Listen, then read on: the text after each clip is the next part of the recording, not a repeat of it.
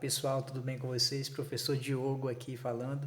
Todo mundo aí por dentro da situação que nós vivemos hoje em dia, né? Com essa questão do coronavírus aí se espalhando. E o que a gente tem melhor para poder fazer aí hoje é ficar em casa mesmo.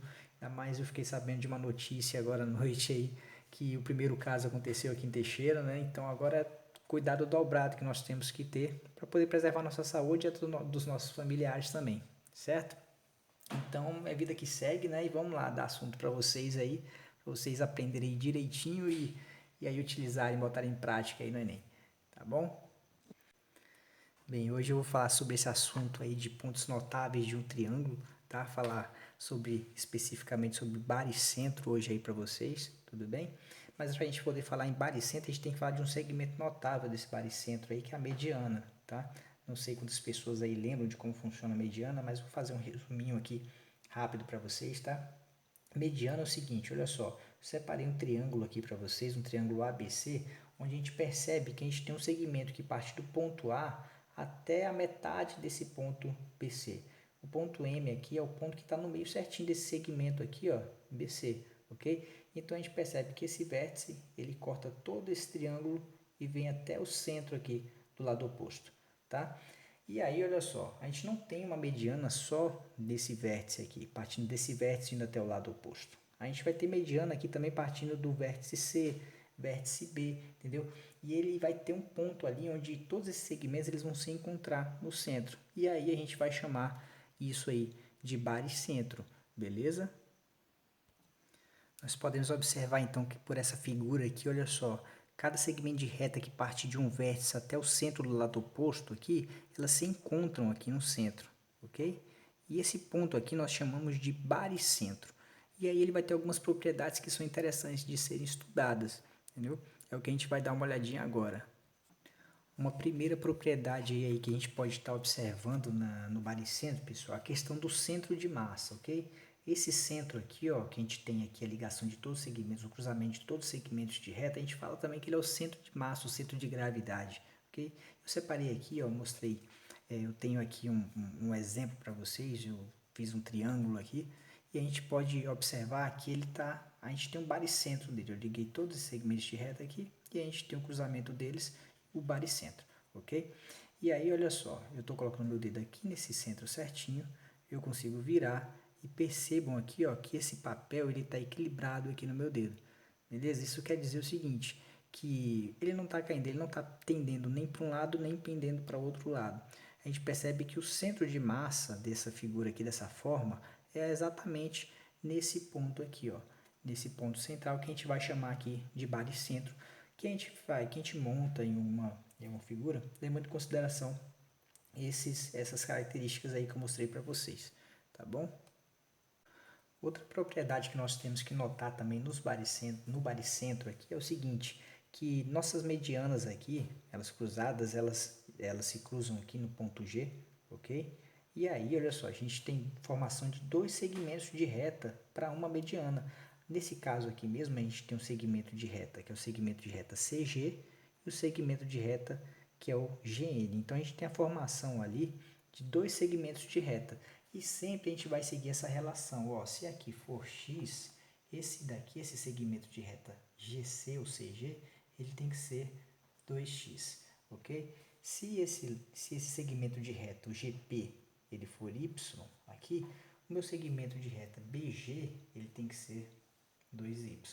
Se o meu segmento de reta MG, ele for z, aqui, o meu segmento de reta GA, ele tem que ser 2z, ok? Essa é uma outra característica aí do nosso baricentro, né, em um triângulo.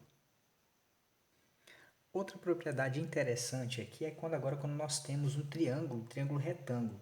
Se nós tivermos aqui, ó, olha só, considerando aqui o vértice que tem um ângulo reto, um segmento de reta que parte desse vértice e vai até o lado oposto, que é a nossa hipotenusa, certo? Nós vamos ter aqui uma divisão que a gente vai ter alguns lados que serão congruentes. Esse lado aqui, ó, o AM, o MC e o BM terão todos os mesmos valores, dividindo aqui o nosso triângulo em triângulos isósceles com base.